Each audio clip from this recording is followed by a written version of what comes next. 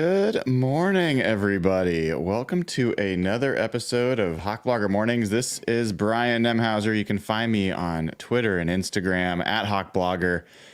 And it's time for one of my favorite days of the week. I would say my favorite day of the week, but it's football season's almost around the corner. Sundays are quickly going to become my favorite day of the week. But it is a great day. Seahawks Saturday with Jeff Simmons, at Real Jeff Simmons on Twitter, wearing a WrestleMania t-shirt, which is fantastic, man. How are you doing this Saturday? I'm good, man. I'm good. I just can't believe it's the last day of August. I was going through some expenses for work this morning, and it hit me that it's September tomorrow. It's crazy. The summer just flew by, man. So It did. It's a beautiful week here in Seattle, which is nice because we had some nasty weather for a little bit, which was not fun. Had everyone feeling up in their feels because everyone in Seattle kind of feels the dread of the impending cold, rain, shorter days, all that kind of stuff coming. But it's a beautiful week right now. So, and you're coming out, man. I think the weather, I looked at the weather reports, looking like it's going to be in the 70s when you're out here. May dip into the high 60s for game day, but the weather right now, at least, knock on wood, is looking pretty nice. So are you thinking you're going to go to see a Huskies game? Is that on your list? I was debating it. I don't know if we're doing a live show next Saturday or not, but I don't know what's happening. But yeah, I was going through my kind of plans for the weekend. I know there's an event with some of our Patreons on Friday. There's actually, I don't know if that's happening, but Saturday's wide open for me. So I was looking at my day, and UW is playing. I think it's Eastern Michigan.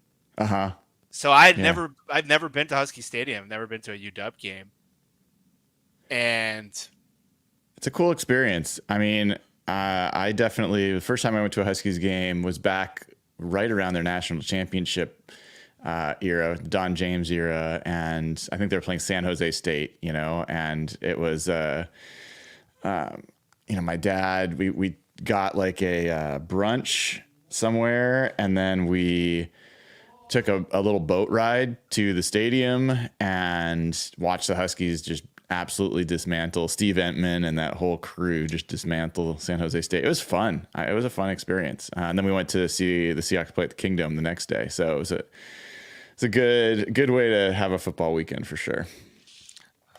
Yeah, if anyone has any tips for me, I've never been to a UW game, never been to Husky Stadium, so I've definitely heard about the breakfast thing since I talked to you guys and the boat thing, but I'm staying near South Lake Union, so anyone has any tips for me, just give me a heads up.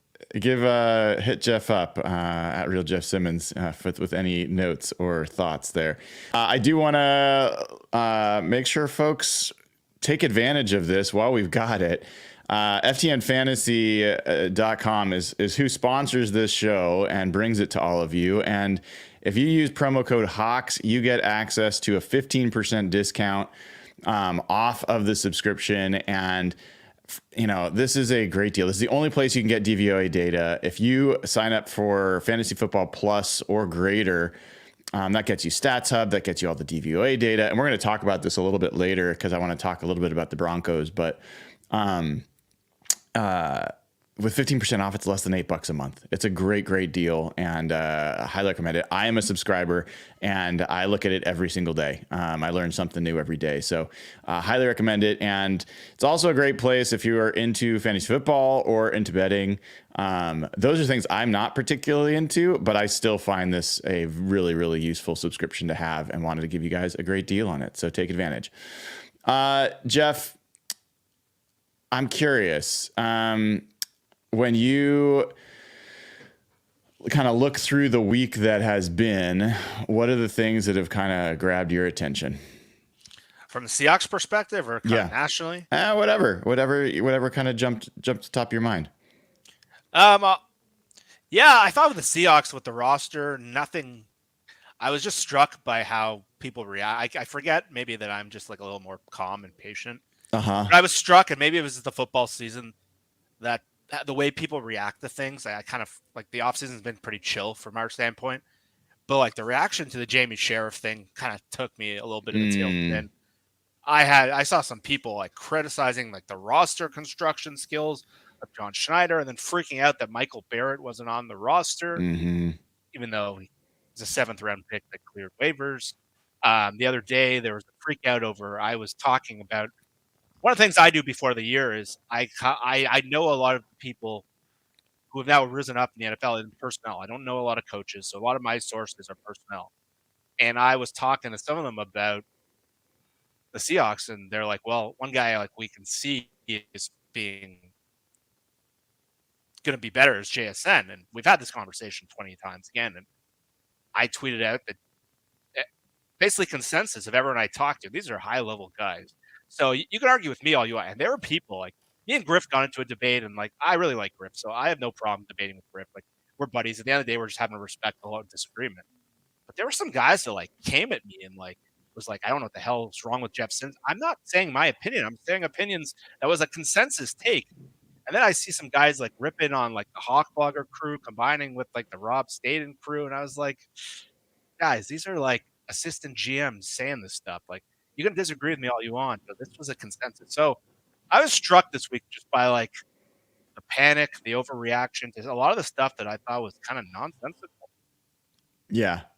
Yeah, I'm doing my best to bridge that gap for what it's worth. Like, I'm not a big fan of having acrimony among the fan base. It was one of the things that I hated during the Russell Wilson, Pete Carroll kind of holy wars that went on. It felt like the most divided the Seahawks fan base had ever been. And for whatever reason, there's kind of like this film versus analytics versus general analyst kind of stuff that goes on at times. It's not as bubbling to the top, but it's part of why I'm excited. Bring the crossover pod back tomorrow. Griff and Rob will be on. We'll chat about things. I was DMing Griff this week, just asking him some questions about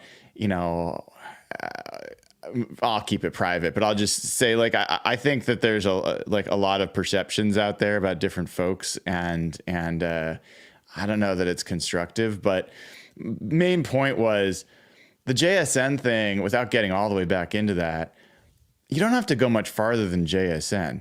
Like, if you watched any coverage on the offseason about any player, anything, the most awkward interviews by any player, anyone related to the NFL, was JSN, not once, but twice, when he was asked about Shane Waldron.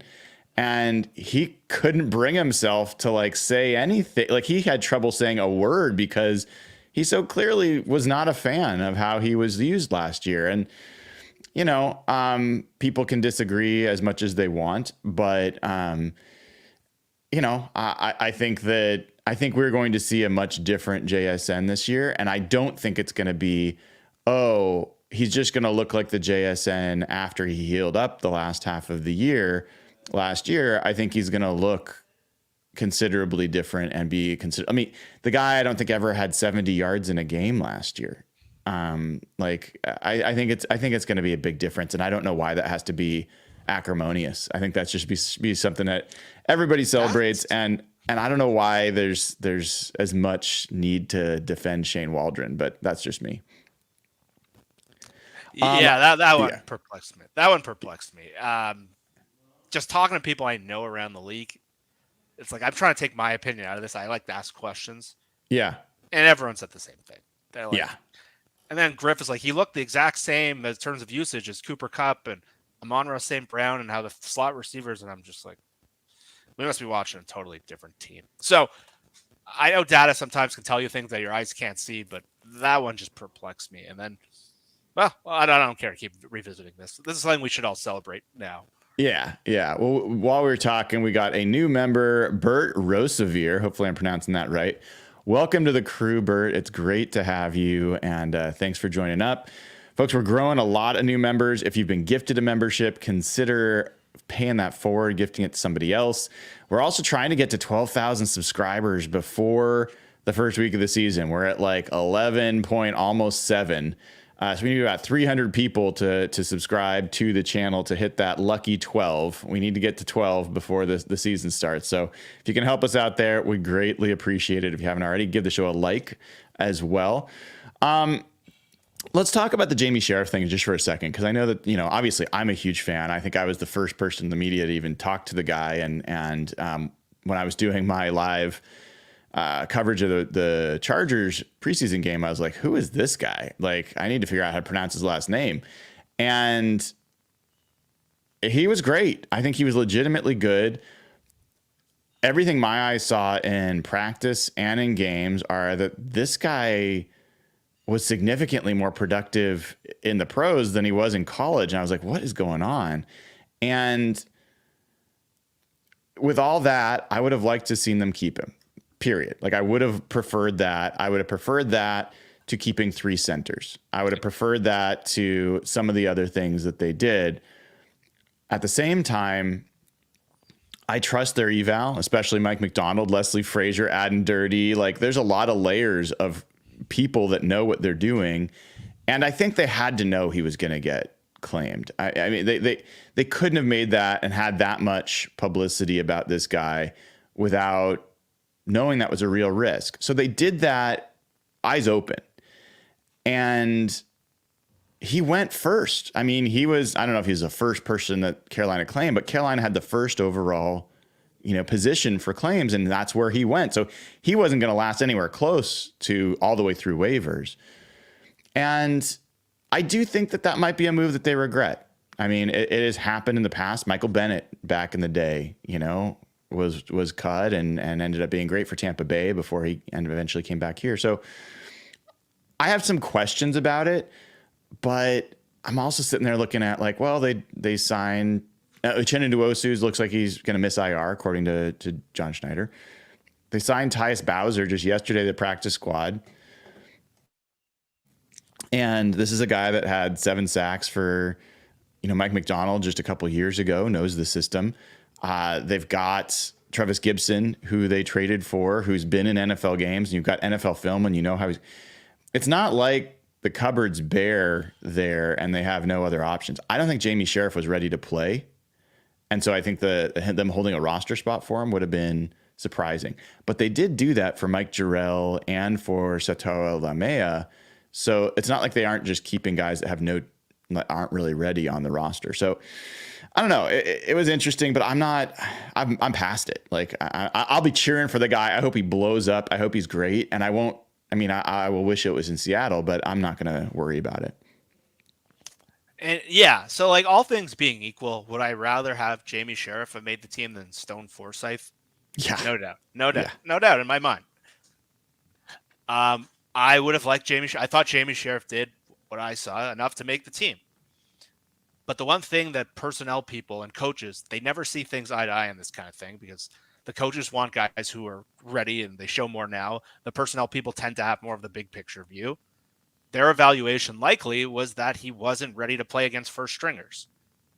We don't know if that's correct. That's something we don't see in the games. And he looked like a guy that deserved to be on a 53. I think you tweeted that. So it was good to see him land on a 53. He deserved to make the team. So if you want to criticize him not making the team, I'm totally there. I totally with you. But if we're going to be real about it, if he made the team, he was going to be a game day inactive. He likely would not have been dressed up. He's an obvious guy you probably put at the bottom of your roster. I don't know what his special teams play would be like. You would have more insight in that than I was. I haven't seen him in practice. But if you look at some of the guys that have flashed like him, and I don't want to make the basic comparisons, but look at Levi Bell last year. We both really liked what we saw. And he looked like he had the same kind of impact. I think Sheriff was a little, I'd say, better.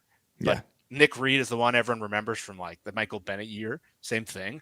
But there's a lot of these guys that flash against second and third string linemen, and when they play against the first stringers, they can't play. And I'm not saying that's going to happen with Sheriff. It's possible they completely miss on this one. But that happens a lot. So I don't want people to forget. So for me, the fact that they were able to get Tyus Bowser, who was a second-round pick, a guy who's played for McDonald like within this week, I think that eased a lot of the pain. That's like a great flyer. I said we don't know what kind of player we're getting. He's had 2 significant injuries, but I love flyers like that. I love taking flyers on players like that.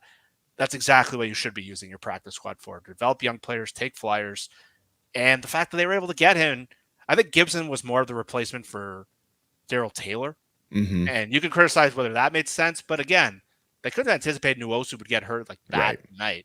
Right. So sure, they could have waited one more day, but if Wyatt Teller wasn't an asshole, that wouldn't be a problem. And why did the Browns call a chop block in a preseason game? I'm still don't talk to Ray Roberts about that. He feels very differently about that. Yeah, but he knows a lot more than I do. So I'll probably lean with Ray on this one. He knows more than I'll ever know about offensive line play. But yeah, I think in the end, the Sheriff thing, yeah, I would have liked him to make the team. It's a great story. It's always great to develop an unheralded guy, and pass rusher is a spot where unheralded players can rise. Yeah. But I don't think this was like some big picture roster construction John Schneider issue. No.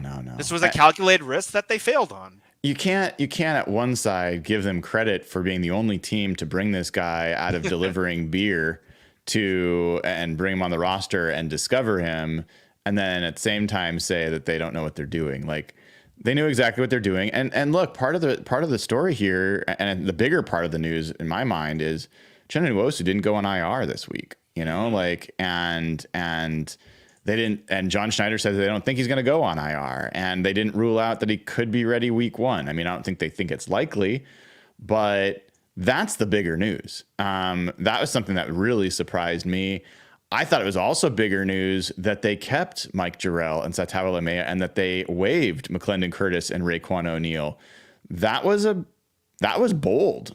And I think John Schneider, when we talked to him this week, he kind of nodded to like that they almost kept 12, because they kept 11 offensive linemen. They almost kept 12. And he talked about how the league is changing a little bit in terms of the value and what they want to protect. This was my concern all along, Jeff.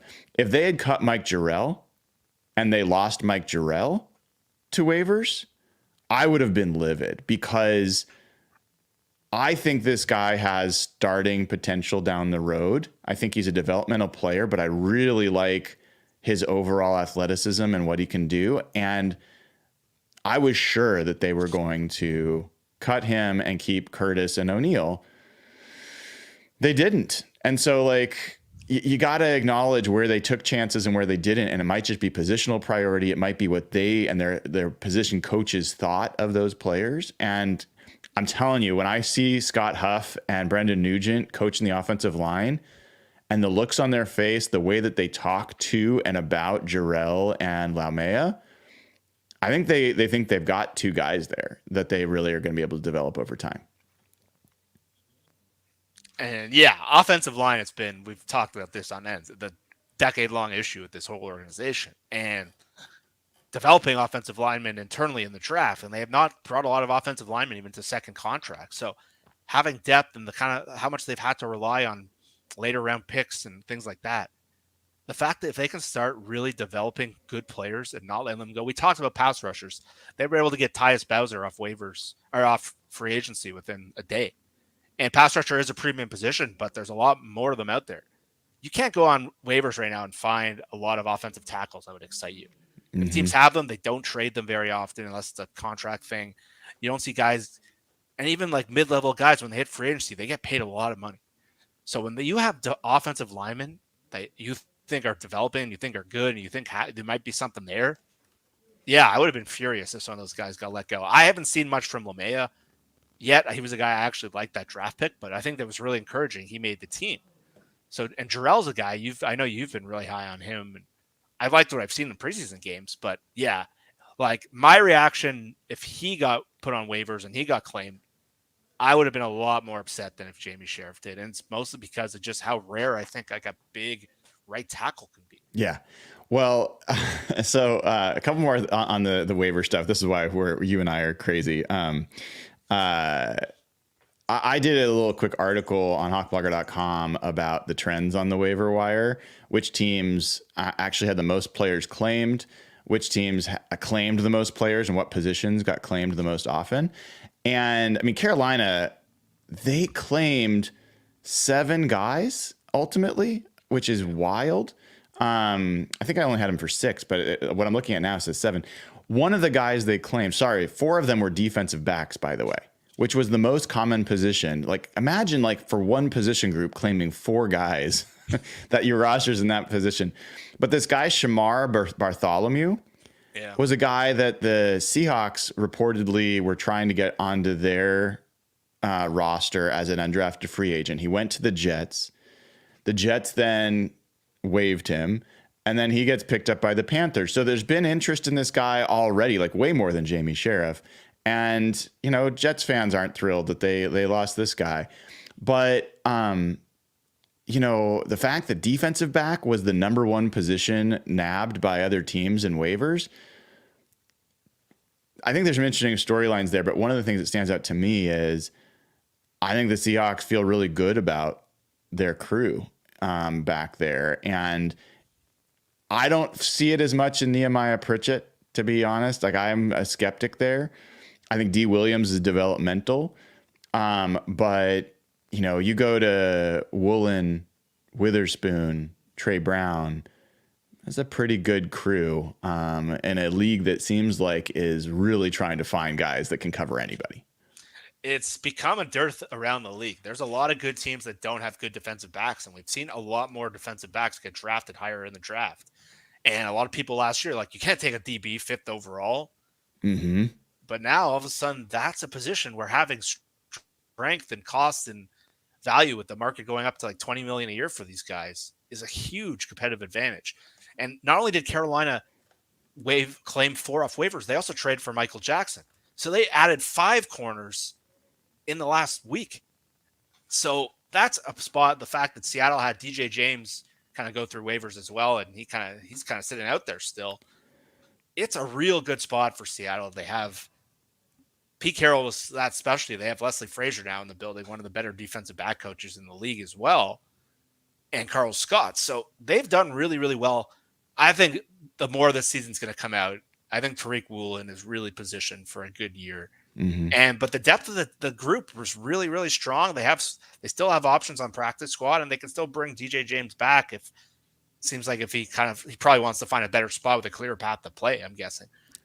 I don't think they're going to bring him back. Well, they already signed the guy from Philly, right? Yeah, they signed a couple corners, and I don't think he was that impressive. I'll just leave it at that. I won't go beyond that, but I don't think he's coming back. I thought it was honestly kind of interesting that they had him as on the podium after the last preseason game, but whatever. We'll see. We'll see what happens there. While we were talking, we had some amazing generosity. Donald Hester gifted 5 Hawk Blogger memberships to the channel. Really, really appreciate this. And don't know if Donald is paying it forward, but if you get one of these free memberships, really think about paying it forward yourself. You just, and you have to, if you want to get one of these free memberships, you got to make sure you have gifting turned on. So make sure you have to click the join, and then there's these 3 dots, and go to gifting and make sure you turn it on. Not only was Donald busy, but Michael Smith gave 10 Hawk Blogger memberships. So I really, really, really appreciate the generosity. We are seeing this channel just grow and the community grow, and it's a really, really cool group. We also have Richie Brash, who has an adorable son who took his son to his first Seahawks game for the last preseason game. He is a Patreon member and a YouTube member, and he's been a member for 4 months over here. He says, "What are we expecting from Trey Brown this year, Jeff? I thought he was great last year, but Burns was going to be on the field over him before the injury." I don't know for sure if that's the case, but it certainly was a configuration they were using quite a bit. And Arty Burns sounds like he hurt his toe and then re-injured it in practice, and he didn't practice Thursday. So I think there's some questions the way Mike McDonald kind of answered about it. I don't know if Arty Burns is going to be available. What do you think is going to happen there? I thought Burns would be out for the season, so I was pretty shocked when they came out. It's just like a routine toe injury. The way he was carted off and the way that non-contact looked. So I'd be shocked if Burns plays week 1. And I think the best part for the Seahawks perspective is Denver doesn't really have a slot receiver that scares you. So it gives you the ability to kind of get your best 3 corners on the field. You're not really strategizing. It's not like when you play Cooper Kupp and St. Brown in the coming weeks, and Miami, they put a lot of fast guys in the slot, but they could do a lot of different things out there. So I'd guess that Burns misses week 1. I think they were planning on calling him up and then activating him for week 2 ultimately. But I think the Seahawks are positioned to the point where I've always thought it was going to be Trey Brown is the nickel corner when and you can have Witherspoon go inside and really create matchups that way. But I think both those sets are really comfortable. I think that gives you two different looks you can go based on your opponent. And I think it gives you the ability to be flexible. So this week I'd expect Trey Brown to be the guy. And it's a huge year for Trey Brown. I thought he played really, really well last year at times. I thought he got beat a little bit too much. And I think this is a year where this is a huge year for him. This is a contract year. It'd be pretty unlikely for him to re-sign in Seattle. So it's a really, really big year for him in his career. So I hope he expects to be good, but I think they can kind of ease Burns along. And again, he probably looks doubtful for week 1 at this point. Yeah, I mean Trey had an interesting training camp, and a guy that I've always been a fan of. DK abused him quite a bit. Like the size difference there was rough for Trey Brown. I am curious once he gets like Cortland Sutton is a very different kind of player. I think he matches up well with those guys. Trey Brown's issue has generally been penalties. Like he's actually been a very good cover corner. He had some of the best coverage on Jamar Chase last year in that game you're going to see anywhere. But he gets a little sticky with the hands and gets some calls. And so I asked him about it and he's like, yeah, I don't think they're all very good calls, which I don't honestly think that helps very much. But I'm really looking. I'm interested to see what he looks like when he goes up against non-DK Metcalf, Megatron 2.0 kind of receivers. I have some sound I want to play for you, Jeff, and get your reaction to it. Before I do, just a reminder, folks, this show is sponsored by ftnfantasy.com. Use promo code Hawks, get 15% off. Access to Stats Hub, access to a Discord channel where you can ask for fantasy football tips every week for who to play and who to sit. They've got great betting odds and a model there that you can use, all sorts of stuff, as well as DVOA data and all sorts of content there. So promo code Hawks gets you in for 15% off, less than $8 a month. All right, Jeff. I don't know if you've heard this, but I like trying to make you uncomfortable. I know the thing that makes you most uncomfortable is when people say good things about the Seahawks. So you and I are content hounds. We listen to a lot of stuff, you more than me even. This was Sam Monson, and I was trying to get Sam on the show, but he's taking a little mini vacation this weekend, which I think everybody related to the NFL is kind of doing before the season gets going. They've moved over. He and Sam Palazzolo have moved from PFF to 33rd Team, and they've started this podcast, Check the Mic. They did their NFC West preview, and here is Sam, who, by the way, was really not in on the Seahawks around draft time. Like I had him on the show. I listened to that. They were like really cautious. And this is Sam talking about the transition from Pete to Mike McDonald, and take a listen. For the personnel that they have. And you start looking at this roster, and top to bottom now, it looks really good.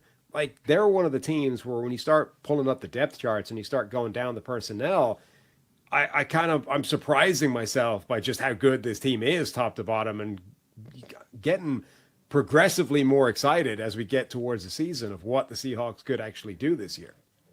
Then you throw in the fact that I saw them in person at joint practices, and right.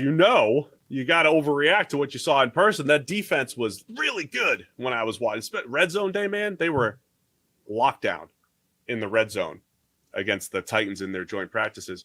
The other guy, Reek Woolen, in person, Sam, you can't see it on film. You weren't there. But in person, the 6'4" frame and the way he moves and the physicality, it is legit. And so, look, I'm only joking about the in-person stuff a little bit, but Woolen and Witherspoon as a 1-2 punch in the secondary. We all love Devin Witherspoon as a player, and then you think about how Mike McDonald used a guy like Kyle Hamilton, who's a safety by name, but became his do-everything slot, move-around type of player. Witherspoon's a different position by name. He's an outside corner who has a similar skill set, right? He's going to stick his nose in there against the run, and he's going to tackle, play man-to-man, play zone, can do it all. So a lot of good pieces here for the Seattle Seahawks. There really are. I mean, earlier in the offseason, you like the roster top to bottom, but the one area, the Achilles heel, was like the interior of that offensive line. And you looked at that and you said, man, the whole thing could unspool there, right? No names at guard, no center to speak of. Like, this could be a real problem. We were saying they needed to draft an offensive lineman in the first round just to plug somebody into that gap.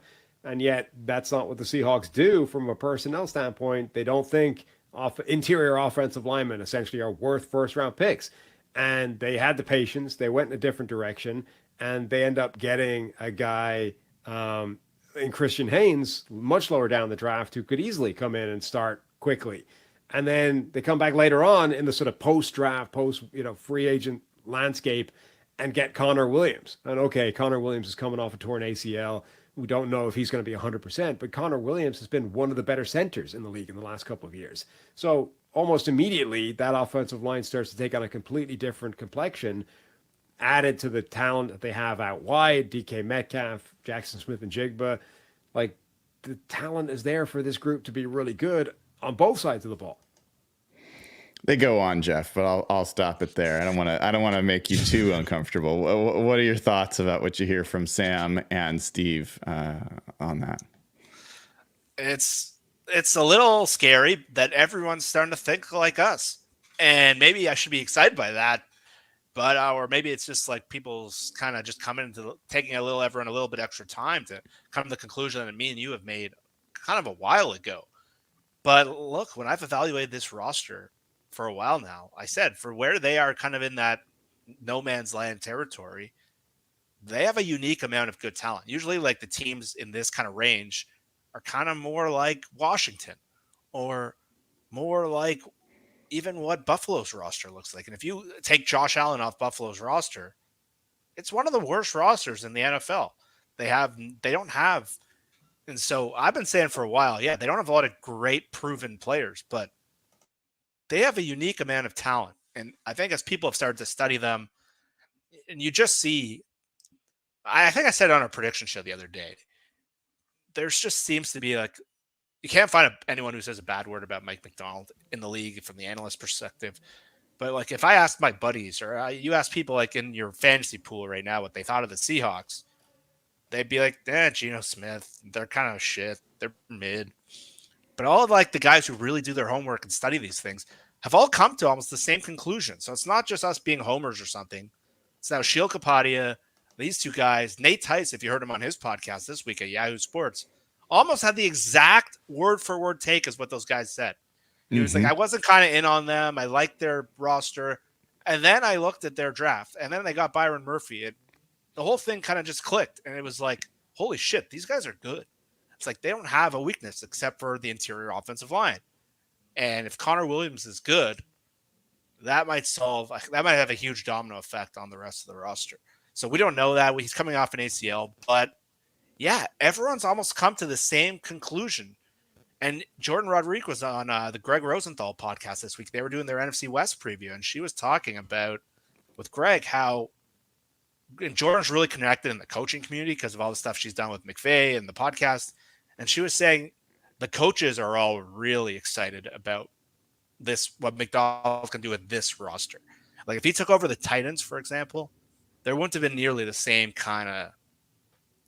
But Jordan's really tied in with that Rams staff and really tied in with that whole McVay tree, which is now based almost half the league, it feels like. Mm-hmm.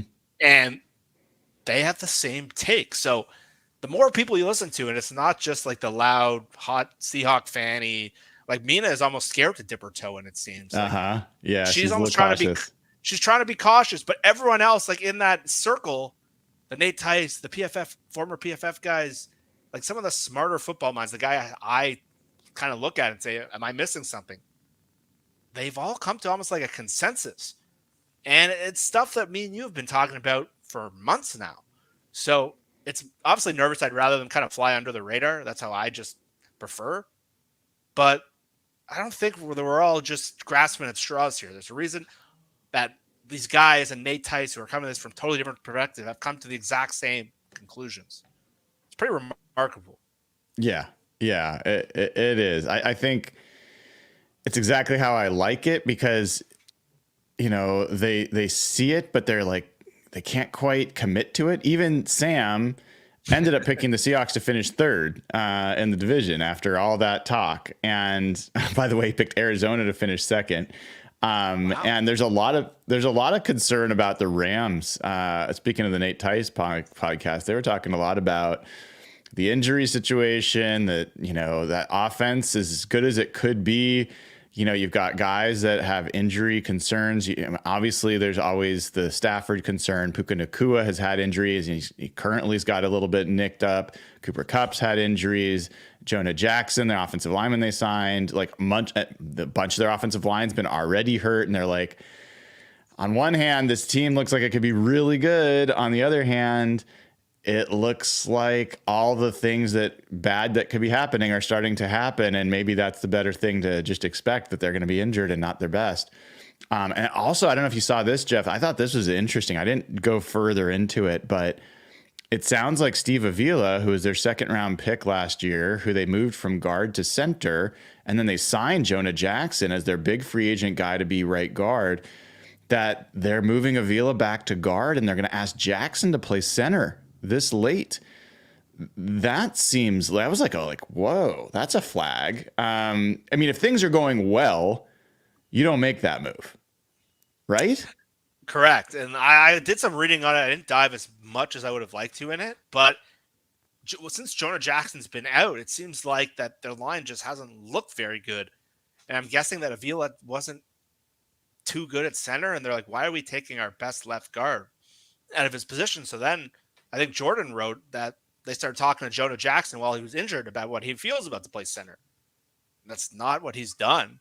He hasn't been able to practice it. And they're like, well, we're not going to make two guys worse, so maybe we'll just try this.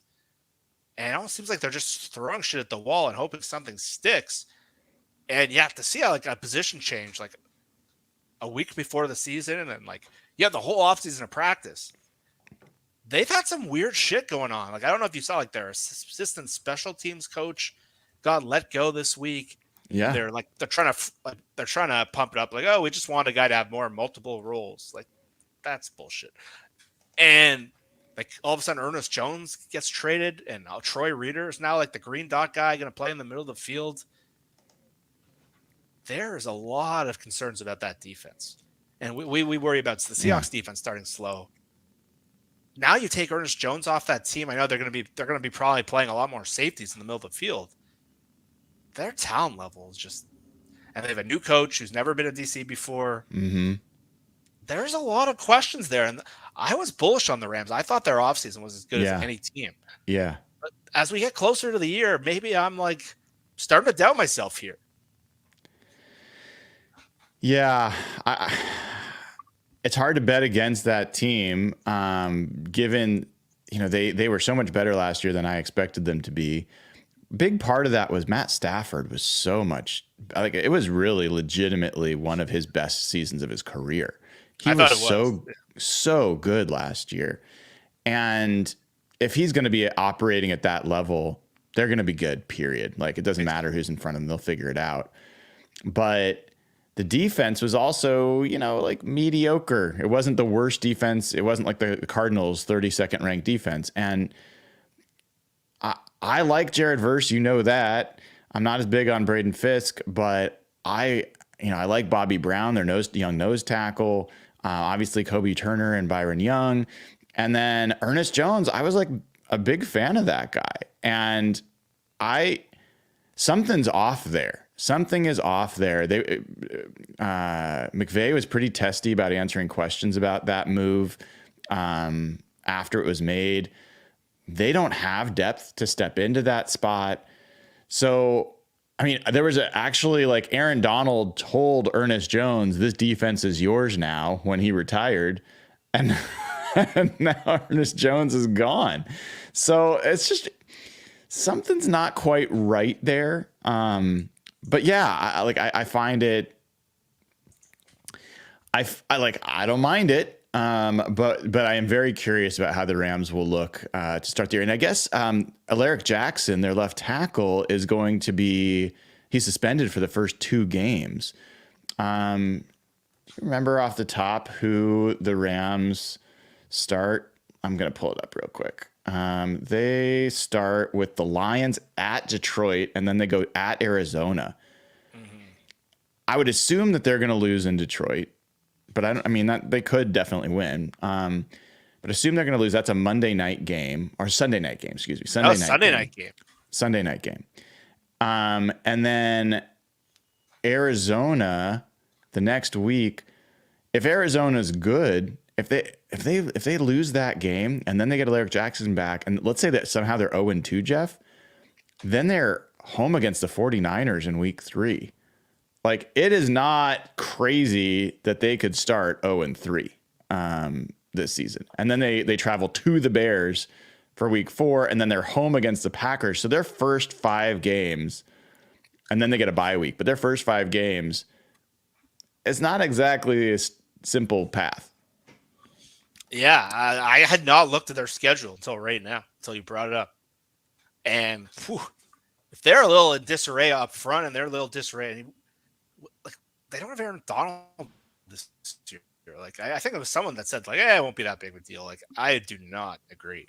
I think that the domino effect he has and the multiplying effect he has, I think Kobe Turner will look completely different this year. But we'll see if I'm proven wrong. But, man, that is a rough schedule. They play 3 of the top teams in I think Detroit, San Francisco, and Green Bay, by all the betting odds, are the top 3 teams in the NFC. Yeah. So they play 3 of the first 5 in the first 5 weeks while shit's kind of coming together. So they started slow last year and really took off. They were like 3-6 last year before they got hot at the end of the year. And what started it was that Seahawks game that blew the season. But they could be in for a tough start. And I did not realize that schedule. But all of a sudden, I'm looking at them saying, ooh, if Stafford isn't carrying the team, they're going to struggle, man. And their, quote, easier opponents, Arizona and Chicago, are both road games. So who knows? We did get another new member. Eshwar, welcome to the crew. So great to have you. Thank you for joining, and great to see you. Hopefully other folks follow suit. We want to keep this crew growing and the community growing along with it. There was one other thing that, as we were talking, came to mind, and now it's kind of escaping me. But I wanted to shift gears a little bit. There was some Mike McDonald sound that I wanted to play and get your reaction to. I asked him this week about the Mike McDonald, quote, Mike McDonald scheme that's kind of going across the NFL, and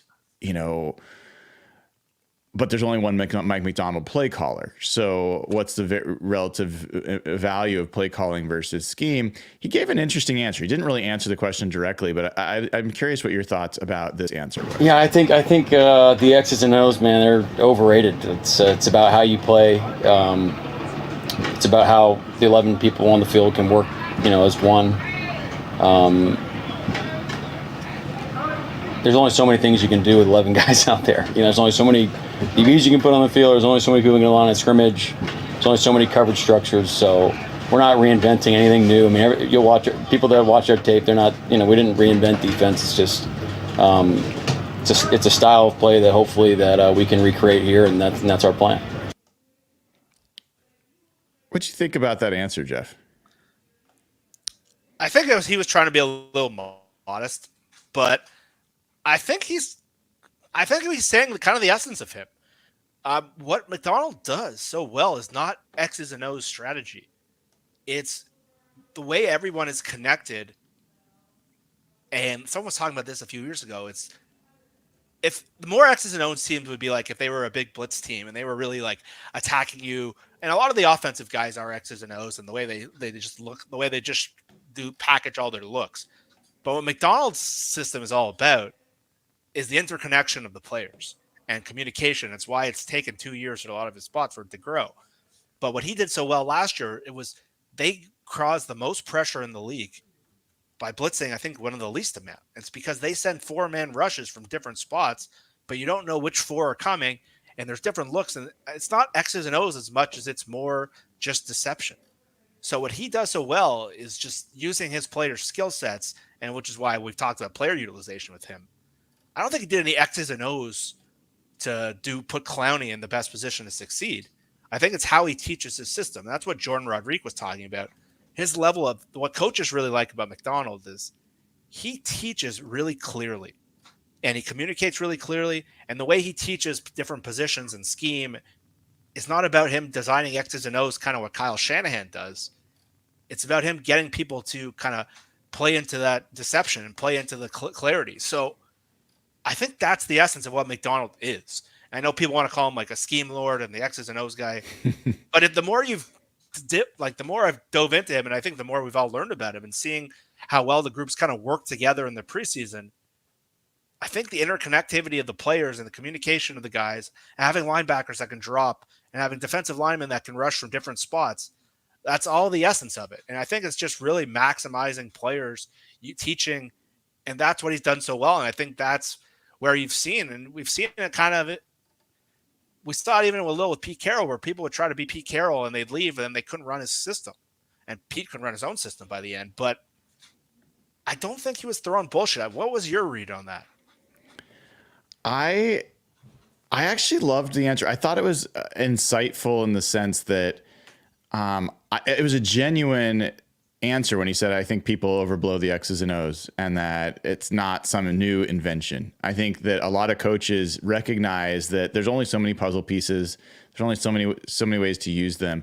I think he genuinely believes that the difference is how it's coached, how it's executed, who's on the field executing it, how consistent they can be. And that's where I think he sees the tie, which is if you can, like, there's Ted Yuen of The Athletic has written about this. A lot of people talk about it. Like, a lot of his innovation is in the way that he implements his system, the way that he coaches it, and he simplifies it, and he gets everybody to be able to do a lot of different things. Well, I think that the more often you can get your players to be in the spots they're supposed to be, doing what you're expecting them to do, that's like 80% of defense. People think it's like talent and people think it's, some genius play call. A lot of the times offenses take advantage of defensive mistakes. Like, guys simply are vacating spots they're not supposed to or whatever. So I think that he believes that that's a big chunk. And then, I think there's other pieces. I'm going to keep chipping at this with him because I'm going to play another sound here. I asked him about Jim Johnson, who we'll talk about this after we play the sound, but he was here in Seattle for one of my favorite defenses that I ever got to watch play in 1998. He was the linebackers coach back then.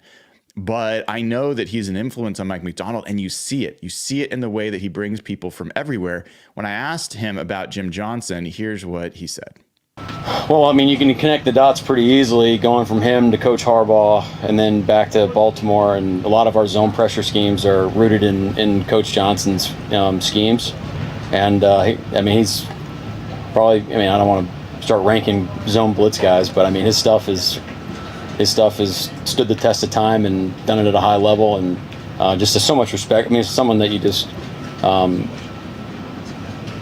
have so much respect for, like, going through the process and developing as a young coach. And his defenses were special, man. So it's cool that it kind of all comes full circle back here in Seattle. Jeff, that was a fanboy face right there. He really, really respects Jim Johnson. Do you remember that 1998, like Chad Brown, Sean Springs? Were you a fan back then? No, I would have been too young at that point. That's what I figured. I remember Jim Johnson. Really well from the Eagles, because that was when I really started getting into football, right around that team. Like, probably a couple years later is when I really started falling in love with football. I grew up loving kind of other sports when I was probably 10 years old, 11 years old. So I was too young, but that sounded like the way Pete Carroll used to talk about Bill Walsh and Bud Grant. Grant, yeah. Yeah, those were Pete's two coaching idols. He worked with Bud Grant and Bill Walsh. He got to spend a lot of time with San Francisco, and that's where he said he learned the most about coaching. So, yeah, you can see McDonald just light up. And Jim Johnson's one of the most legendary defensive coordinators we've seen in 30 years.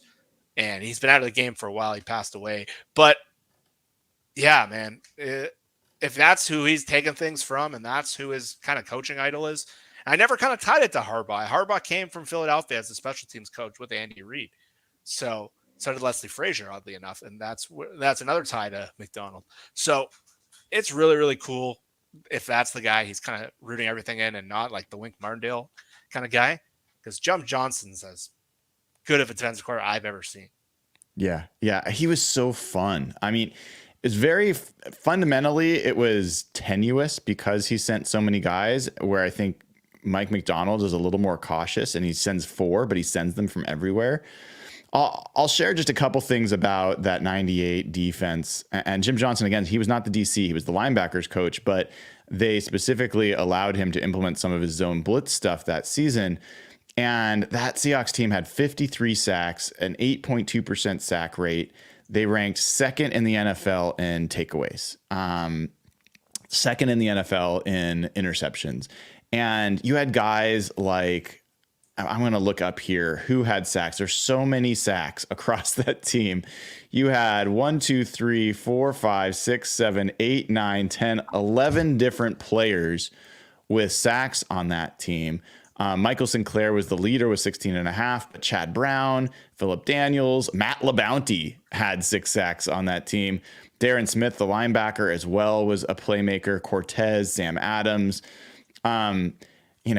Jay Bellamy's an old name for people that might remember, but it was just a very fun defense to watch. And when you look at the Eagles defenses under Jim Johnson, he took over, he took over in 1999 as the Eagles defensive coordinator, and they initially were 24th in points allowed. The next year, 10th, 7th, 4th. Yards allowed, they went from 24th to 10th to 7th to, they went from 8th to 7th to 4th to 8th. This is just a very, very good defense. And from a turnover perspective, they were just always creating mayhem. And so for me, I just enjoy like the potential for that kind of chaotic defense at home in Seattle with that kind of crowd noise. I think the combinatorial value of that, I think it could just be so much fun, man. It'd be fun to have fun watching this defense play instead of just being like, oh my God, here they come. That's what I'm looking forward to. Yeah, it's been too long. Yeah, it has. It has, no doubt about it. Let's spend like just a few minutes as we close here on the Broncos. And I was going through, I'll share my screen here so you can see what I'm seeing. Oops, let's back up there. There we go. He's watching us, it looked like. He's watching us, exactly. So I'll put us over here on the side. There we go. So I was looking at DVOA rankings last year for defense, and the thing that was kind of surprising, Jeff, like the Broncos, I give them credit defensively, but they were like the 30th ranked DVOA defense last year. That Dolphins game where they gave up 70 points, I think did them a lot of damage and they got better. There's this weighted ranking that I think is a little bit maybe closer, more indicative, but still only 21st ranked there. As far as pass defense goes, they were 25th in DVOA against the pass. The rushing game is where they really struggled, but their pass defense, everyone's like, oh, Patrick Surtain is like this amazing guy, but they struggled there. Run defense, they were 31st. And so they've made some changes there. But, by the way, this is, again, a good reason to go over to ftnfantasy.com, sign up with promo code HAWKS, get access to all this DVOA data and a lot more to do your own analysis. But what's your take? Like, I look at that defense, I look at those players, and I'm like, really? Like, you're going to have Riley Moss guarding one of our receivers and you're going to feel okay with that? Jaquan McMillan, their slot corner. I don't think Patrick Surtain is quite as good as everyone says. I do think the defense has a lot of like reasonably good players, but they are also playing Cody Barton. Is he going to be able to, like Alex Singleton, like that's their linebacker. We worry about our linebacker crew. Like, what are your thoughts about the Broncos? I think they're a souped up version of kind of what Arizona is defensively. I think they're a team that's if you look at them on paper, there's other than Surtain, who is like a blue chip kind of guy, there's just not a lot of upper echelon talent. Like when they were great, they had Von Miller and DeMarcus Ware, and then they got Bradley Chubb, and they don't have a lot of those guys. They were not good in run defense. That's why they traded for John Franklin Myers from the Jets last year. Is more of like a run-stopping defensive end in a 3-4. He's not a pass-rushing guy at all. And DJ Jones has been up and down with injuries, and Zach Allen was a better version of Draymond Jones last year's for them. But they don't have a lot of like flashy blue-chip players. In the second half of the year, they played better defensively, and Vance Joseph is a pretty solid defensive coordinator historically. But you look at their roster, and they have some real liabilities, and one liabilities on defense could be a huge issue. It could break all the work they're doing. So they're a group that's built to be better than the sum of its parts. But man, they're starting Cody Barton at inside linebacker, who's been one of the worst linebackers in the league for the last 2 years now that he's started on 2 different teams. The cornerback depth is very, very weak. They don't have any particularly strong safeties. So they're really hoping the group is coached up well. And it's sort of like Arizona, where you look at them on paper, you're like, how the hell are they playing so hard? And I know Denver's had a good offseason from like their joint practice. They got really good buzz about how they played against Green Bay, and the defense was apparently flying around, but they just have some real limitations. They don't have a special edge rusher. They don't really have like a guy who's going to blow up your game plan. Other than Surtain, I don't think there's even an above average ascending player on the whole unit.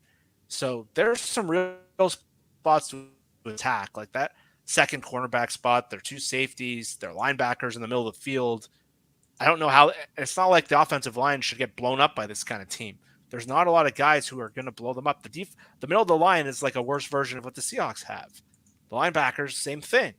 Edge rushers, I don't see much there. It's a lot of kind of fringe level guys. So I'm not seeing it. Yeah, I mean, I think their front 4 has some interesting names. I do think Zach Allen and DJ Jones, Baron Browning is a sneaky good edge rusher. Jonathan Cooper's a guy I wasn't really familiar with, but he put up some sack numbers. Nick Bonito has also had some decent sack numbers as well. So I think they've got some guys there. But so I think there'll be some question. If it was in Denver, maybe I'd be a little bit more like wondering if the crowd noise might affect the offensive line for the Seahawks or something. But you flip it around and you look at the offensive line for the Broncos. Everyone's talking about Bo Nix. And you and I will get into this more next week. I'll do my tail of the tape on Wednesday. We'll preview more officially. We'll do Real Hawk Talk. You'll come on Saturday. We'll figure that out, how we'll do that. But we'll make sure we'll do our Saturday show next week as well. And I say, what about this offensive line? Luke Wattenberg is their center. This guy played last year as a guard. He had 39 snaps and a 58 grade on PFF. Like, that's who you're going to line up over Jaron Reed or Byron Murphy or whoever to try to protect Bo Nix. Ben Powers at guard, not great as well. Mike McGlinchey, I think we've seen him in San Francisco. Like, there's a reason the 49ers let him go.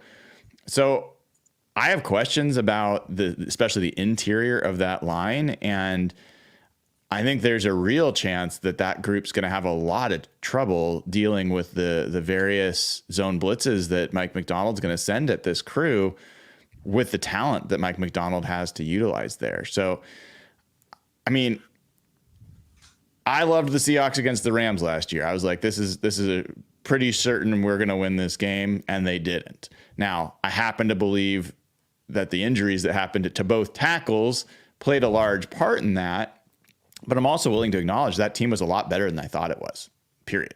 So this could be that. Sean Payton's been successful. Bo Nix, highly drafted. It wouldn't be crazy, but first blush, I'm like, this feels like a long shot for the Broncos. Yeah, and if you want to compare it to last year's game, I really put that game on Pete Carroll. I didn't think the Seahawks were ready to play. and I think they overestimated them, and I think they kind of bought themselves. I don't think there's any way Mike McDonald is going into this game with that mindset. I don't care what the spread is. This is his first game as a head coach. We know how detail-oriented he is. If they lose, it's not going to be because they weren't ready to play. It'll be for another handful of reasons. So I do have respect for Sean Payton. He's one of the better coaches in the league. But I just think their talent level is just not of the teams he was used to in New Orleans, where they always had, like, their interior offensive lines every year on those New Orleans teams were really, really good. And they just had like defensive studs all over their defense. They were veteran teams. And Sean Payton is a good coach. He's gonna I'm guessing they're gonna come in with a pretty basic game plan. I think they're gonna try to keep the ball in the ground on offense. I think they're gonna hope to keep the game close, and I think they're gonna play like that. And they tried to play like that with Russell last year, but Russell took too many sacks and it made their team impossible. So I look at it, and Seattle is just a significantly better team on paper. And I think it's a game that, being the home opener in Seattle, I think really plays into the Seahawks' favor. I think they can disrupt that offensive line, and they lost one of the better centers in the league in free agency. Lloyd Cushenberry was one of the highest paid free agents, so he was Tennessee paid him pretty handsomely. And they have a guy that's an unknown there, starting against this defense with strength as defensive tackle. Ben Powers did not play very well coming off a big free agent deal, but Glinchey is very susceptible to pass rush. He's more of a run-blocking right tackle, and he's not a good pass protector. So there's a lot of opportunity for the Seahawks. There's a lot that plays into their strengths. It's just a matter of kind of not losing the game for yourself. And it's the first time we've talked about all the inexperience the Seahawks coaches have. This is where we're going to see it, because in the preseason, it has not looked like it.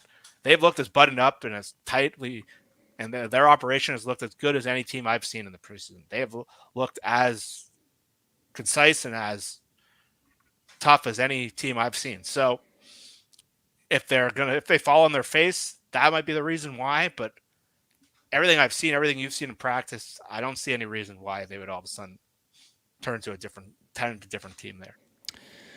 Well, my friend, I'm looking forward to you coming out. We actually have one spot open in our Ring of Honor dinner. It'll be the Friday night at Daniel's Broiler before the game. So if anybody wants to head over to patreon.com/hawkblogger, sign up as a Ring of Honor member. There is one spot remaining for that. And you get to have dinner with me, Jeff, Evan, Nathan, and other folks that are on the Ring of Honor crew. So highly recommend doing that. It's a great way to support the show, and a lot of fun. It's going to be a great meal on me. So looking forward to that. Looking forward to seeing you.